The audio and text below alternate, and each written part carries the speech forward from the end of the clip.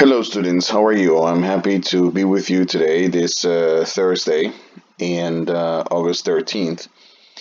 And we're going to get into our Chapter 13 information, which I think we discussed last Tuesday about how important it is to cite sources and do it appropriately. And since we're talking about research, some of you are going to be doing your research projects. I thought it would be a good idea to review what I had reviewed before with you, which is the proper use of summary, quotation, or citation of sources within a paper.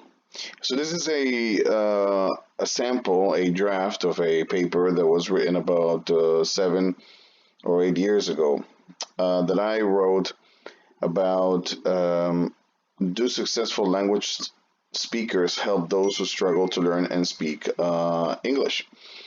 And as you can see in this title page that I have here, I have my title right here at the top. I have here the title in bold, as well as the question that I'm going to answer, which is do successful language speakers help those who struggle to learn and speak English? Now, this paper that I wrote is going to be basically focused on answering this question. So when you do any type of research, before we get into the APA style and citation and summary, this is what we have to look for. We have to look for a question that we want answered. And this helps a lot because it narrows the topic. It helps you get into what you really want to do, which is basically find information about a specific topic without talking about so many facts about the same thing. If we're talking about language speakers and their struggles to learn English, there's so many things to talk about and questions to answer. So I narrow the question to this one. Do successful language speakers help those who struggle to learn and speak English? And of course, if we continue down the road and we go down, this was presented to Kaiser University, and you see here. And here we have the abstract for this paper. And here I'm basically explaining, as I've said before, that when you do an abstract, you're basically explaining to your readers what the paper will be about. And it's basically like a small summary. It's not an introduction. It's a small summary of your paper, which allows you to contextualize what you're talking about so that people know what they will find in your paper. And this is great because it does allow the person who is reading your paper to have an insight as to what your paper will be about. And here I begin by saying that the main objective of the research paper or this information that I'm trying to answer is to find answers to the questions. Do successful language speakers help those who struggle to learn and speak English? That is the main question of the paper. And is it possible to engage others in successful learning outcomes by learning from how others have turned their struggle into viable outcomes? Now, if you pay attention, both questions are asking the same thing. And then the whole abstract will focus on a summary of a paper that I want people to know about so that we can have some answers as to why we need to have a research paper, or how do we do APA style, how do we cite sources, and how do we do it well. Because when we do research, we have to be able to do things correctly, follow the instructions, and do the papers appropriately. I mean, we have learned how to build essays, we have built how to do a proper introduction, we have learned how to find sources, cite sources, but this is an example of what you will find. So this is an abstract, and here in the first part of this abstract, I'm trying to explain basically what my paper will be about, the summary of the paper. And we answer this part by saying the project has the intention to explain why learners of English have difficulty to engage the language in their new surroundings. Therefore, the main goal is to establish why learners have difficulty in using a second language when they move to a new country. Location, or simply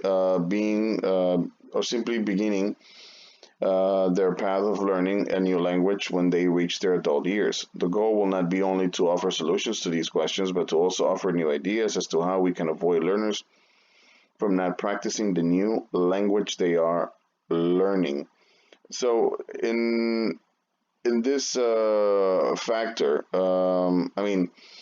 we just gave the summary of the paper, which is basically mm, a way of explaining to the reader what this whole paper will be about, which is basically offering solutions or answers to the questions.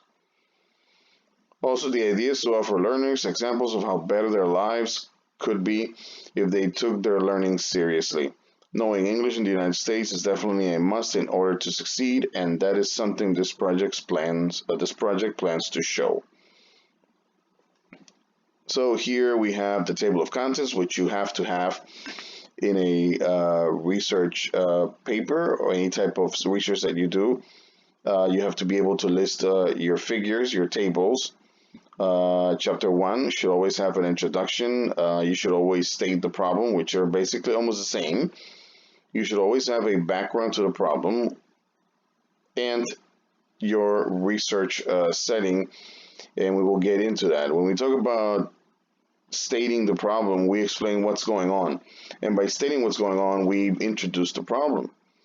When we have a background to the problem, we begin to add information of the problem in order for the reader to understand where we're coming from and what's been happening for the past years that have led for you to decide to talk about this project and this problem and answer the questions, but also what has led people to be in the same situation where they are not learning English and or any other topic that you want to do.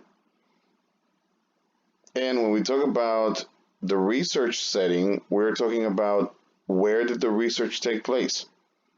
Who did you interview? Who did you quote? Who did you summarize? All of these aspects are very important so that people understand what did you do in your research? How did you do it? Some of you that do like extensive research papers have to understand that when we talk about literature review, we are talking about how we address like articles related to our topic, and this is something important that we need to have in mind. We always will add like an overview of those articles and how do we get into those important factors.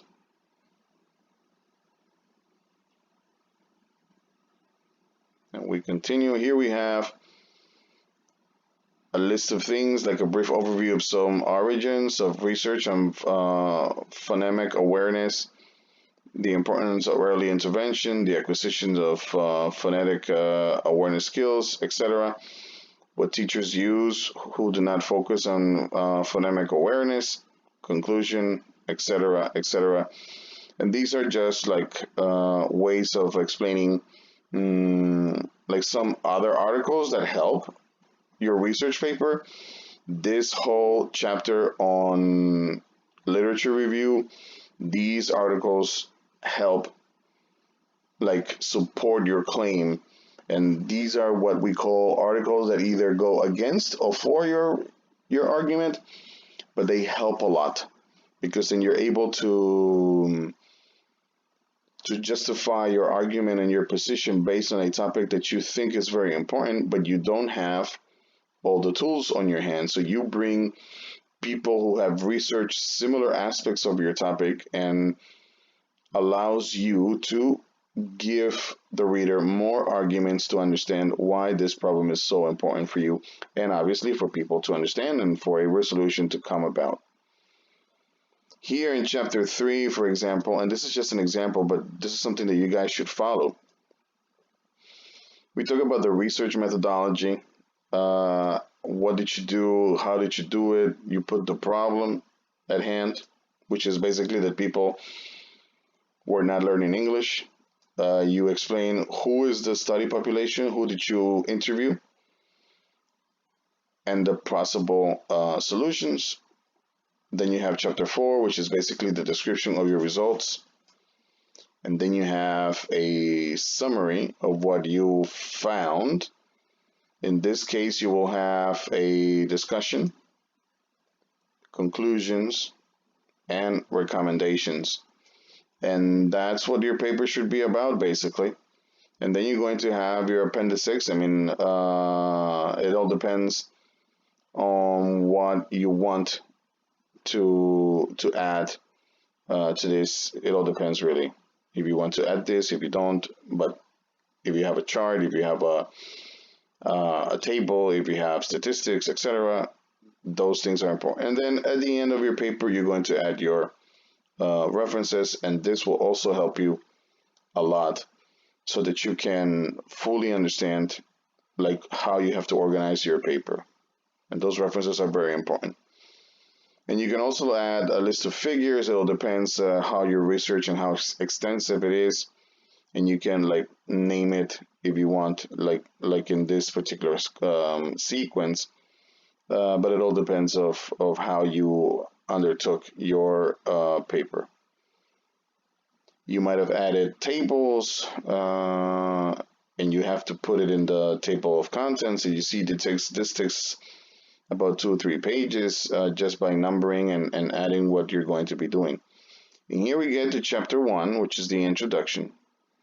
And let's talk about the introduction. The reason why this is a necessary project is because today we have a country with more immigrants who come to the United States in search of a dream. But before they can adapt and begin searching for this dream, they must learn the language and customs of the country they wish to stay. And here we add this important factor, this citation, which means that when you read here and you see Valkelserl 2009, you're going to find him in the reference page. And that's why we need to learn how to do these in-text citations. And we're going to watch a video later that in depth will explain this a little bit further. But I am citing this person, this author, because he's an educator. I am mentioning him here. I explain who he is. This author sees on an everyday basis how many immigrants feel comfortable in settings where they are not forced to speak English constantly. This is what I'm talking about.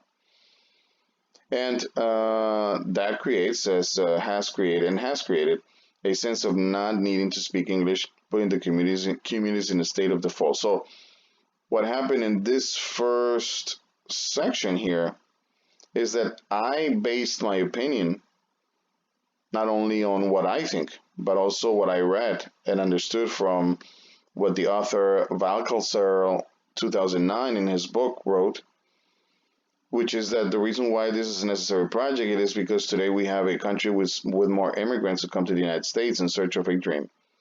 But before they can adapt and begin reaching for this dream, they must learn the language and customs of the country they wish to stay in. And this is something that I support my claim on something that Mr. Valkelserl wrote in 2009. As an educator, this author sees on an everyday basis how many immigrants feel comfortable in settings where they are not forced to speak English constantly. And that creates and has created a sense of not needing to speak English, putting the communities in a state of default. Now, this area here, it's basically the introduction to the problem. And we continue reading. By default, this author tries to explain that they are not able to succeed as they should since they are reluctant to speak English in their new home, America. This has to change in order to keep the community aware of their surroundings and active members of society. Not knowing the language where you live leads to abuses and ignorance of the law, which ultimately creates poverty situations from which many do not get out that easily. And this is the introduction, which I explained, and once again I am citing Mr. Valkelserl because he agrees with my point, and you can reach his text. Now the background to the problem is right here. The problem has an incredible importance in the community and in the educational field due to the incredible amount of immigrants that do not speak English and whose lack of proficiency leads to exclusion and other related situations. Once again, we have an in-text citation by Huang J. Dotterweich, and we have 2 authors here, 3 actually. And they wrote a book which also supports the claim that I'm making here. So nothing that you say in these research papers and nothing that you talk about, especially in the introduction of the paper, you can go about just by saying it. You have to have an in-text citation because people need to know why you're saying that and who like you are basing your information on. These related situations relate to low income job opportunities, access to health services, access to government grants and subsidies, and furthermore, access to education. It is clear that the matter of not speaking English well has more implications in a person's lives than what it is taken into consideration. So, in this whole paragraph, I am talking about like the problem itself. Here, if you pay attention, I mention my source. I cite the source, yes, but I cite the full source, the full three authors. And here at the bottom, I only mention the first one, and then I always put ETAL dot comma, then the year. And this is a way of abbreviating all the authors that you see here. And that is very important for you to remember. This is another type of in-text citation that will help you understand that sometimes we have so many authors, we need to mention them first in the first part of the in-text citation. And then later on, if we're going to cite them again, then we just put ETAL, the year, and the first last name of the first author, and then people will understand that you're referring to the first citation you did. But you have to follow the criteria. Like here, I did it in this first area, and then like later, like in the following lines, I continue citing, but I cannot cite them here and then cite them like 5 pages later and then do this because then it makes no sense. You have to follow a sequence. So I hope that is clear. So if you mention them here at the top of the paragraph, because you're citing the information in that text as a support for your claim, and you're going to do it again in the next like 3 or 4 sentences or paragraph, then you're going to do it like this: the first last name, ETAL, and then the year. And then I continue citing them throughout the introduction of the importance of the problem because I'm using them as a reference, and I continue to cite them at the end. So this is very important for you to understand.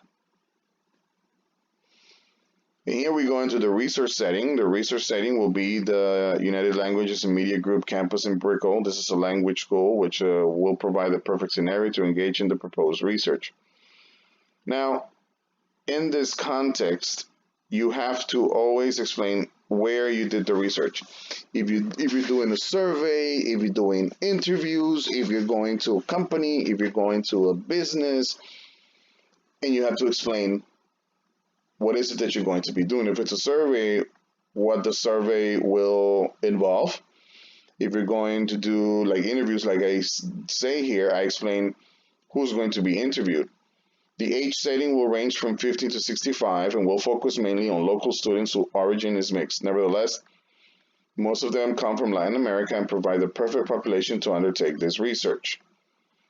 The teachers will be the ones who work in the Brickell campus of the United Languages, and that should compile the necessary population to begin the research. Now, when I talk about that should compile the necessary population to begin the research, I am basing that claim on Robson 2013, and I am doing an in-text citation to show why that is important, that those people that I'm citing as sources are enough to conduct the research. And then, once again, I am citing Huang et al. 2012, which I already cited at the beginning, which was the last page on the same page, which they are here. So that's why I am using it in this paragraph that comes on top at the bottom here. And you have to explain the research setting, why is it important, and why you took that setting as an important site to undertake your research. The literature review overview, I want you to understand this. This is very important. In this paper, the author will introduce as literature resources 3 articles that relate to the subject being undertaken in the Action research, which focuses on why learners of other languages have difficulty learning and speaking a second language. This is very important. When you do the literature review, you do a summary basically. This is what we have here, a summary of those articles you chose for them to be added to your paper. And this is extremely important because then people have an idea what they are going to go over with you. And those articles will help you find answers to the problem, plus the research that you're going to undertake, and this will help you a lot. And here we begin with adult learning, and I begin to add the information here. Adult learning always is a challenge due to the fact that the individuals decide to go back to school at an age where most people have already graduated, or in most cases, some people just do not have the opportunity to engage education at an earlier stage of their lives, and that is why adult education has been rising according to the National Center for Educational Statistics. And here we have another in-text citation. So here I am talking about why adult learning, the problems that has, and here we add another in-text citation, Kevin Guru, 2012. He states that in his study of challenges of adult learners, which is basically what I am talking about in the previous information. Guru also provides a learning theory for adults, excuse me, which help understand the best paths to teaching adults and helping these learners advance in their educational goals. These theories are the Piaget and foundational model of andragogy and its principles. The first one is based in a 4-step model, and we go into explaining the whole theory.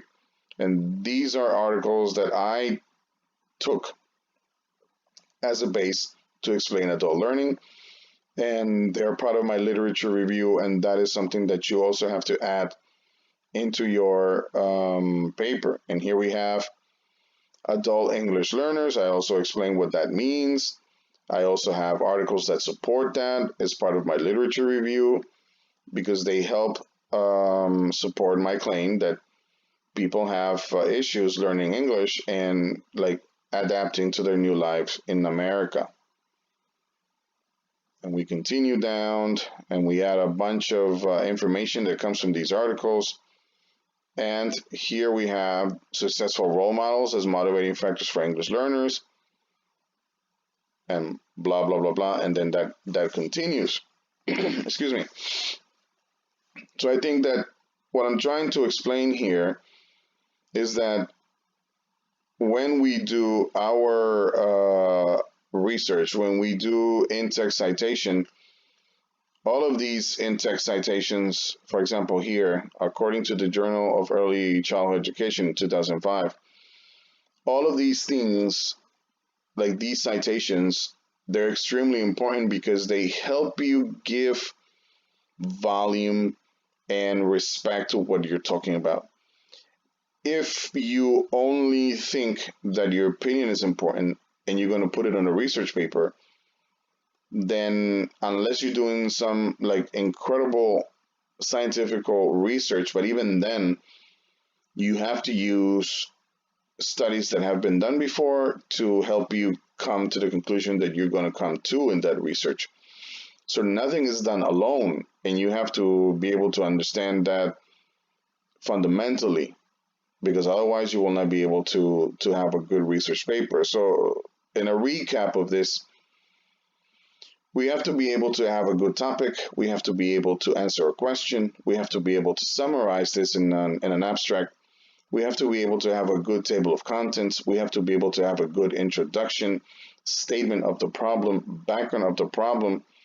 We have to be able to explain what the research is going to be about, the research setting, who's going to be interviewed, what tools are we going to use in this research setting, how are we going to achieve our investigation. And we need to be able to choose 3 articles, summarize them as I showed you, so that we can learn or that we can add them to our research, because that will give us volume, and that will give us information that we can use for our final paper.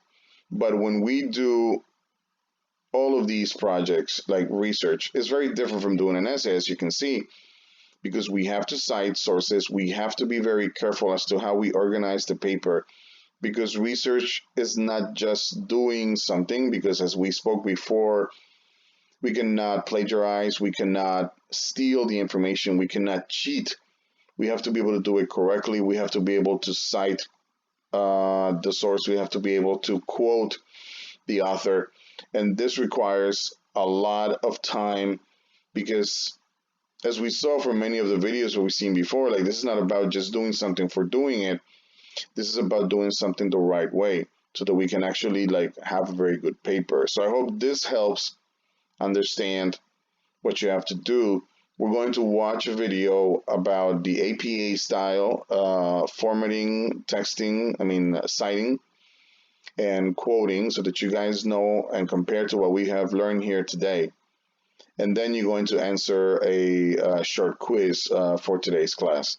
So let's go and watch the video, and we will recap later then. Tamara from ServiceEscape.com, and on this episode we'll discuss how to write and format a paper in APA style, or American Psychological Association style. We'll discuss what APA style is and why we use it, what your paper should look like, from fonts to margins to line spacing. And then we'll explore the finer details like in-text citations and formatting your title, abstract, and references page. By the end of this tutorial, we should be able to confidently write an APA-style paper using correct formatting and citations. Now, let's begin our lesson in APA style. APA style is most commonly used in scientific writing and social sciences writing in subjects like criminology, anthropology, and psychology. In 1929, a group of psychologists, anthropologists, and scientists got together and decided that they should write down style rules for scientific writing so that readers could better understand what they were trying to say. From these rules, APA style was born. It's no secret that many writers struggle with the minute details of writing per style guide, such as APA, MLA, or Chicago Manual of Style. They may often wonder why it matters that things are formatted just so. The reason why it's so important to get the formatting and citation styles correct is so that the writer can build a rapport with the reader. If you are presenting facts, especially if they are controversial facts, then it's important to establish a sense of credibility with the reader so that they are more likely to trust the information that is presented.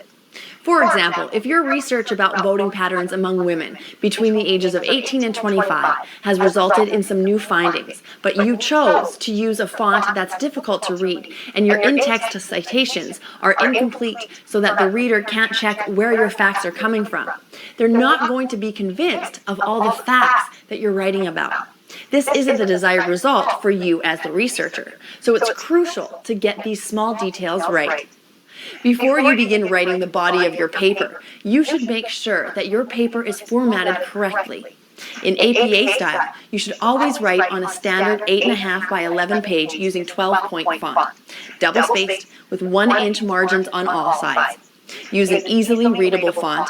APA recommends using the standard Times New Roman font. You should also have a running header on your paper. This consists of your paper title in all caps, which is flush left, and the page number, which is flush right. The paper title in the running header should not be longer than 50 characters, including punctuation and spaces. For all APA papers, you should have 4 sections: a title page, an abstract, a main body, and references. Abbreviations are one of the trickier punctuation rules because they change depending on what style of writing you're doing. Because APA style was written with highly technical documents in mind, the abbreviation rules are very important to pay attention to. In APA style, it's best to only use abbreviations when it will lend to the reader's understanding. If you have too many abbreviations, the text will read more like code, which isn't useful when you're trying to decipher complicated subject matter. Always spell out the abbreviation on first reference and then follow with the abbreviated spelling in parentheses. There are exceptions, of course, in the cases of well-known abbreviations such as PhD or DNA. There's also no need to spell out standard measuring units, like foot or pound. Generally, do not put periods in between letters of abbreviations unless abbreviating US or UK, or if it is a Latin abbreviation such as e.g., IE, or etc. Presenting data is one of the hallmarks of APA style. Whether you're writing for the social sciences or the hard sciences, it's likely that you will be introducing some sort of data set within your paper at one point. Because of this, it's important that you know the correct way to present it per APA style rules. Charts and figures must be between 2 and 3.25 inches wide if one column, and be between 4.25 and 6.875 inches wide if two columns. All text within charts and figures should be in sans serif font, meaning that you would have to choose a font like Helvetica, Arial, or Geneva. The font size must be between 8 and 14 point so that the audience can easily read the text. You must also caption any figures within your paper. The caption consists of a figure number and a short sentence explaining what the figure is and how it relates. Though having charts and graphs within your paper is a great tool for your readers, you need to discern with great care whether or not the chart or figure is applicable and would lend to the reader's understanding. In other words, don't just have a chart for the sake of having a chart. Now we'll move on to the formatting of the title page. The title page is the first page of your paper. It should have your running header at the top, and then, centered in the upper half of the page, should be your paper title, the author's name, and the institution's name listed in title caps. Try to keep your title as concise as you can. It's best to not have it go over 12 words, or 2 lines, if you can help it. Your title page should not include any abbreviations unless it is absolutely necessary for length reasons. It is always best to spell out all words within a title. After your title page is the abstract, which is one of the most important pieces of an APA paper. The abstract is on its own separate page before the main body of the paper. It summarizes in one paragraph what your paper's purpose is, the main points in the text, what methods you used, and any conclusions you came to. Because you have to be so succinct in writing the abstract, it's recommended that you wait until you have the rest of your paper written to complete it. As far as formatting goes, the word abstract will be centered at the top of the page, and the actual abstract paragraph written out below in double-spaced lines and 12-point font. If you choose to list any keywords from your paper, start a new line and type the word keywords in italics, followed by a colon. The keywords are listed afterward but are not italicized. As you write the main body of your paper, you will undoubtedly be citing a lot of sources to back up claims that you make. When you are citing or quoting something from a journal, newspaper, magazine, or book, then you need to format it appropriately. APA uses the format of author or author's last names, followed by the year of publication in all in-text citations. There are specific rules depending on how many authors wrote the original source. If you are citing or quoting something with 2 authors, use both of their names with every signal phrase or citation. If you are citing or quoting something with 3 to 5 authors, list all authors in the first reference, but write the first author's name and then et al. In subsequent references. If you are citing or quoting something with 6 authors, write the first author's name and then et al. In all references. If your author is unknown, use the title of the source followed by the year. Once you have written the entirety of your paper, you'll need to make a reference page so that readers can learn more about your sources and verify your information if needed. There are some basic formatting rules you'll need to follow for your reference page. The word references should be centered at the top, without bold, italics, or underlining. Reference lists should be alphabetized by the last name of the first author in every entry. After the first line of every entry, there should be a half-inch indent for readability. Periodical names and book titles should be italicized. Lastly, use a DOI, or a digital object identifier, in reference instead of a URL whenever possible, as URLs can change easily. As you can see, there are a lot of rules and formatting issues to pay attention to when writing a paper in APA style. If you have any questions on the specifics of APA style, be sure to refer to the publication manual of the American Psychological Association, 6th edition. This manual contains everything you will need to know about APA style and formatting. These formatting and citation rules are crucial so that the reader has trust in the writer and researcher's work. Thank you for watching. I hope this short tutorial helps you to write a properly formatted APA style paper with confidence. Subscribe to our channel to get updates on new videos, and check out servicescape.com for your freelance editing and writing needs. So that was a great tutorial that helps us understand the importance of APA style formatting, but also what I had explained before, which is how to cite, how to use these in-text citations.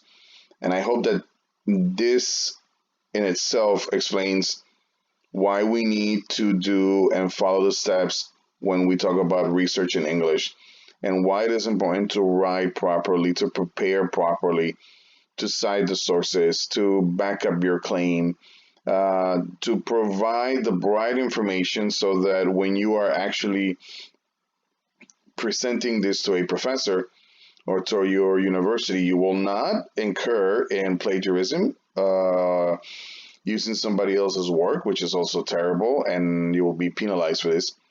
But being able to do something on your own and just citing the sources is quite easy.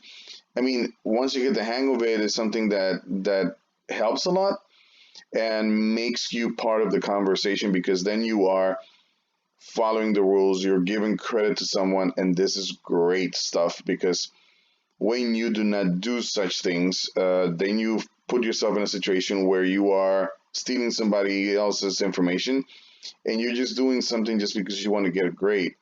So my advice is that you follow the criteria, look for the information.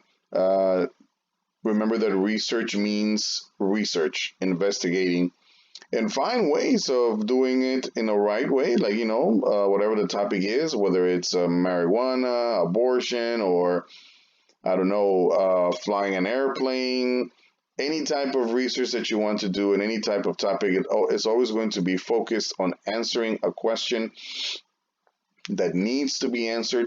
And that is going to be the difference between what you're going to be doing in a regular essay and what you're going to be doing in a research. Essays, most of the times, they are not long enough to provide like really good information based on data and facts. That's why we have research papers, which are longer, more in depth, and they require more time, more investigation, more research in order to have a really good substantive paper that you can make a claim, that you can answer a question, as I explained at the beginning, and that is the point of this session today. So we're going to stop here now. You're going to go ahead now and do your quiz and answer a few questions, and that should be all for today. Thank you so much. I hope this was very helpful. This will help you also for your final exam and for other future papers that you need to write. Thank you.